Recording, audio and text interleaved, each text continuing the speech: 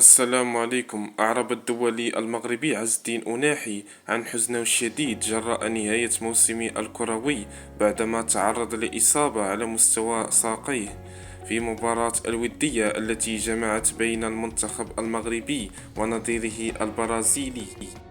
وشارك عز الدين أناحي مع متابعيه على صفحته الرسمية بموقع تبادل الصور والفيديوهات انستغرام صورته قميص المنتخب المغربي معلقا على نهاية موسمه الكروي، وأضاف: الاستراحة محددة في بضعة أشهر، وسأبدأ كل مجهودي لأكون جاهزا في بداية الموسم. أشعر بخيبة أمل كبيرة. نشكركم على متابعتنا، وإلى فيديو قادم إن شاء الله.